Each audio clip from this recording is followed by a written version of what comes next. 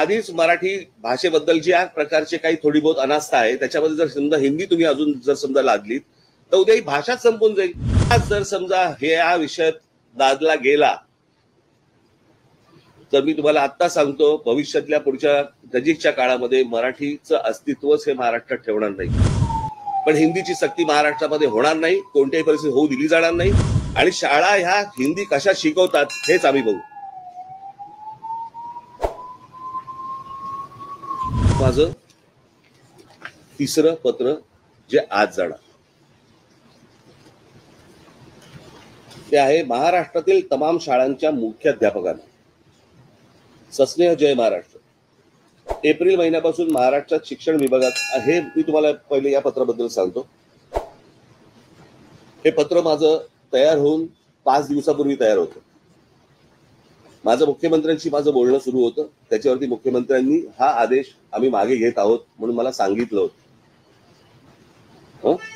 त्याप्रमाणे हे पत्र त्यातले काही जर समजा काही बारकावे असतील ते आपण समजून घ्यावेत. हे 5 दिवसापूर्वीचं पत्र आहे जे आज जाणार आहे.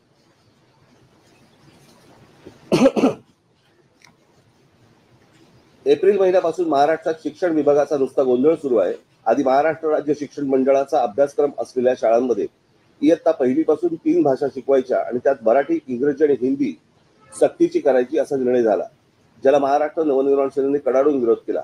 पुढे त्यावर जनमत तयार झालं. पुढे जनमताचा रेटा बघून सरकारने हळूच पळवाट काढली आणि सांगितलं की हिंदीची सक्ती नसेल, पण कोणाला हिंदी शिकायची असेल तर तो अभ्यासक्रमात उपलब्ध करून दिला जाईल. आम्ही ज्यावेळेला किंवा तुम्ही पण ज्यावेळेला आपण इथे शिक्षण घेतलं बरोबर आहे महाराष्ट्रामध्ये, त्याच्यानंतर 6वी नंतर हिंदी ही ऐच्छिक भाषा होती. ही काही कंपल्सरी भाषा कधीच नव्हती, हिंदी किंवा संस्कृत. तुम्हाला सगळ्यांनाच माहिती असेल. हिंदी भाषेच्या सक्तीचा प्रश्नच येत नाही, कारण हिंदी ही काही राष्ट्रभाषा नाही. ती उत्तरेतल्या काही प्रांतांमध्ये बोलली जाणारी भाषा आहे. म्हणजे एका अर्थाने ती असलीच तर राज्यभाषा आहे. त्यात ती ज्या राज्यांमध्ये बोलली जाते तिथे पण अनेक स्थानिक भाषा आहेत ज्या हिंदीच्या वरवंट्याखाली येऊ लागल्या आहेत. आणि अशी भीती आहे की तिथल्या स्थानिक बोलीभाषा काळाच्या ओघात नष्ट होतील. अर्थात आपली स्थानिक बोलीभाषा मरू द्यायची का नाही हा निर्णय त्यांनी त्यांचा घ्यायचा आहे. आपल्याला काय देणं देणं त्याशी. पण महाराष्ट्रात जेव्हा अशी सक्ती केली आली तेव्हा मात्र आम्ही आवाज उठवला आणि यापुढे पण उठवत राहू. पुढे सरकारने सांगितलं की इयत्ता पहिलीपासून 2च भाषा शिकवल्या जातील. बरं, याचा लेखी आदेश अजून आलेला आहे का? तसा तो कुठे आला असेल तर तो आम्हाला तो दिसला नाही. कागदी घोडे नाचवण्यात हुशार असलेलं सरकार हा कागद पण नाचून दाखवेल. मग आमचा प्रश्न आहे की तिसरी भाषा मुलांना शिकायची नाहीये तर मग पुस्तक छपाई का सुरू आहे? माझ्या महाराष्ट्र सैनिकांच्या निदर्शनास आलं आहे की पुस्तक छपाई सुरू आहे याचा अर्थ सरकार छुप्या मार्गाने भाषा लादण्याचे उद्योग करणार असं दिसतंय. याला तुम्ही शाळांनी सहकार्य करू नका. मुलांवरती भाषा लादण्याचा सरकारचा प्रयत्न आहे जो हाणून पाडला पाहिजे. यात एक तर मुलांचं नुकसान आहे, पण मराठी भाषेचं सर्वात जास्त नुकसान आहे. सरकार काय वरून जे सांगतील त्याच्या मागे घरंगळ जायला तयार आहे, पण तुम्ही बळी पडू नका. तशी गरजच नाही. आणि तुम्हाला सरकारकडून जबरदस्ती झाली तर आम्ही आहोत. मुळात त्यांना उत्तम सुशिक्षित नागरिक होऊन देशाचं तसंच महाराष्ट्राचं नाव मोठं करण्यासाठी राज्यभाषा आणि एक जागतिक भाषा शिकली म्हणजे झालं. अजून भाषांची आत्ता काय खरं तर गरज आहे? पण हे चाललंय राजकारण आपण समजून घेतलं पाहिजे.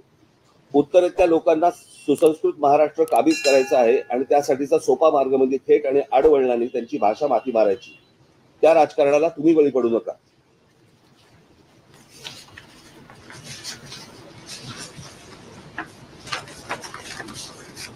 उद्या ती मुलं मोठी झाल्यावरती त्यांच्या गरजेनुसार त्यांना हवी ती भाषा ते शिकू शकतात. पण आत्तापासूनच हे ओझे त्यांच्यावरती कशाला? तुम्ही ठाम राहिलात आणि सरकारचे मनसुबे उधळून लावलेत तर आम्ही तुमच्या पाठीशी पहाडासारखे उभे राहू. पण तुम्ही स्वेच्छेने सरकारच्या छुप्या हेतूंना मदत करून महाराष्ट्रातील विद्यार्थ्यांवरती भाषेचं ओझं लादणार असाल आणि अशी भाषा लादणार असाल जी शिकली काय आणि नाही शिकली काय फरक पडत नाही, तर मात्र माझे महाराष्ट्र सैनिक तुमच्याकडे चर्चेला येतील. या विषयात जसा आम्ही तुमच्याशी संवाद साधतोय तसंच एक पत्र आम्ही सरकारला पण पाठवलं आहे. हिंदी भाषेच्या एकूणच तिसऱ्या भाषा शिकवली जाणार नाही याचा लेखी आदेश हवा असं आम्ही सरकारला ठासून सांगितलं आहे. तो आदेश काढतील किंवा न काढतील, पण तुम्ही या बाबतीत सरकारच्या छुप्या हेतूंना मदत करणार असाल तर हा आम्ही महाराष्ट्रद्रोह समजू. महाराष्ट्रात या भाषा लादण्याच्या प्रकाराबाबत प्रचंड असंतोष आहे, हे आपण ध्यानात घ्यावे. बाकी आपण सुज्ञ आहात. अधिक काय लिहिणे? हे माझं तिसरं पत्र आज जाणार. मुळात मला सरकारचं हे काय धोरण आहे आणि कशासाठीचं आहे, कारण केंद्रीय शैक्षणिक धोरणामध्ये असली कुठची गोष्ट दिलेली नाही आणि त्याच्यामध्ये दिलंय की राज्य सरकारने या गोष्टींचा निर्णय घ्यावा तिकडची संस्कृती पाहून, तिकडच्या गोष्टी पाहून. मग हे राज्य सरकार ही गोष्ट का लागते आहे हे अजूनपर्यंत समजण्याच्या पलीकडे. म्हणजे कुठच्या IAS अधिकाऱ्यांच्या लॉबीचा हा दबाव आहे का? आणि ही त्रिभाषा सूत्र हा फक्त सरकारचा विषय आहे, सरकार ते सरकारमधला विषय आहे. त्याचा शिक्षण धोरणाची काय संबंध येतो? काहीच संबंध नाही त्या गोष्टींची. उद्या उत्तर प्रदेशमध्ये, मध्य प्रदेशमध्ये, उद्या बिहारमध्ये तिसरी भाषा कोणती शिकवणार आहेत? मग या बाकीच्या राज्यांमध्ये हे काय होतंय? त्यातली अजून एक सगळ्यात महत्वाची गोष्ट म्हणजे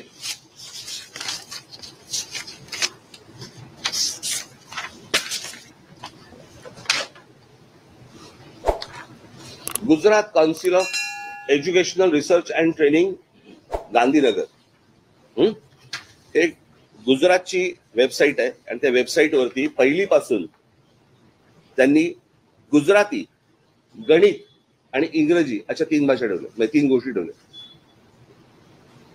मग जर गुजरातमध्ये पण नाहीये तर तुम्ही महाराष्ट्रात का लागतात? महाराष्ट्राचं हे हिंदीकरण करण्याचा भाषा आहे. बघा, भाषा कुठची चांगली असते? उत्तम भाषा असते. एक भाषा घडवण्यासाठी, उभी करण्यासाठी कित्येक पिढ्या खर्ची होतात, हजारो वर्ष लागतात. जशी गुजराती भाषा आहे, जशी मराठी भाषा आहे, जशी तमिळ भाषा आहे, प्रत्येक भाषा ही उत्तम भाषा असते. हिंदी भाषा देखील एक उत्तम सुंदर भाषा आहे, परंतु ती त्या एका राज्याची भाषा आहे, ती काही राष्ट्रीय भाषा नव्हे. तुम्ही आमच्या राज्यावरती तिसरी भाषा लादण्याचा का प्रयत्न करता? आणि तेही त्या कोवळ्या मुलांवरती. जे आतापर्यंत शैक्षणिक धोरण होतं की 6वी पासूनचा तुम्हाला ऑप्शनल, तुम्हाला भाषा कुठची घ्यायची असेल ते, आणि उद्या तुम्ही कॉलेजमध्ये पण असतात, ऑप्शनल भाषा असते, फ्रेंच असते, जर्मन असते. त्याला जी पाहिजे ती भाषा तो घेईल आणि आयुष्यात पुढे जाईल. तुम्ही हे का लादतात आणि कशासाठी लादतात ह्याच्या मागचं काय कारण आहे? मला असं वाटतं की तुम्ही पत्रकार म्हणून सरकारने ही गोष्ट विचारली पाहिजे.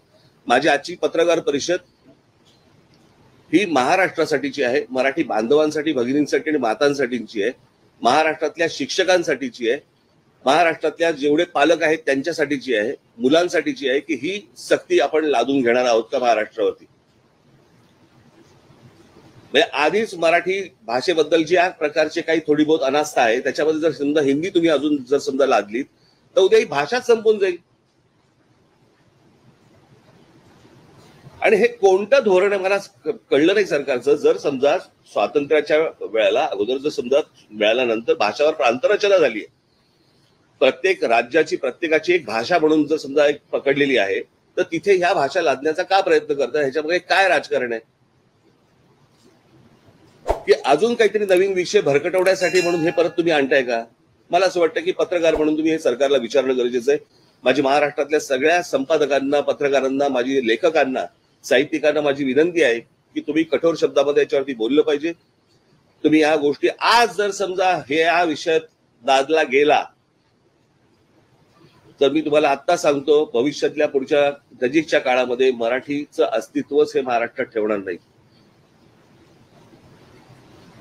मराठी साहित्य संपवून टाकतील, मराठी सगळ्याच गोष्टी संपवून टाकतील आणि केंद्र सरकारच्या वरवंट्याखाली अख्खा महाराष्ट्र भरडला जाईल. आणि म्हणून माझी महाराष्ट्रातल्या सर्व तमाम नागरिकांना माझी विनंती आहे की याला तुम्ही जेवढा विरोध करता येईल तेवढा केला पाहिजे. प्रत्येक शाळांनी या गोष्टींना विरोध केला पाहिजे आणि शाळा ह्या हिंदी कशा शिकवतात हेच आम्ही बघू.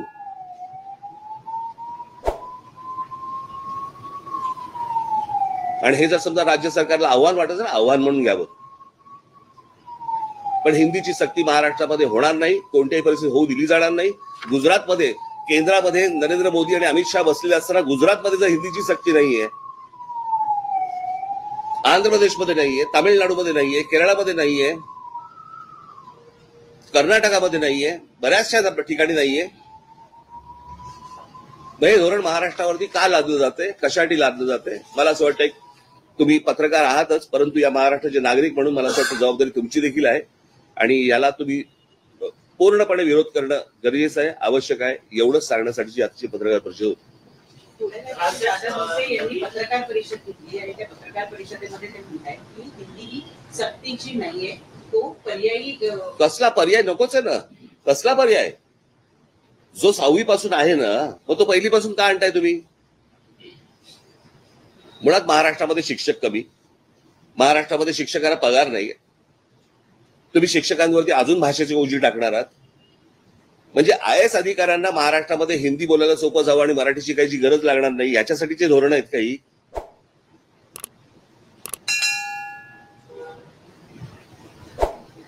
महाराष्ट्रातलं सरकार मराठी असेल तर मला असं वाटतं त्यांनी या गोष्टींचा विचार करणं गरजेचं आहे आणि तात्काळ ही गोष्ट सक्तीची मागे घेणं गरजेचं आहे. महाराष्ट्रातील ताज्या बातम्यांसाठी बघत रहा टाइम्स टुडे टीव्ही. सोबतच शेअर करा, सबस्क्राईब करा आणि बेल आयकॉन प्रेस करा.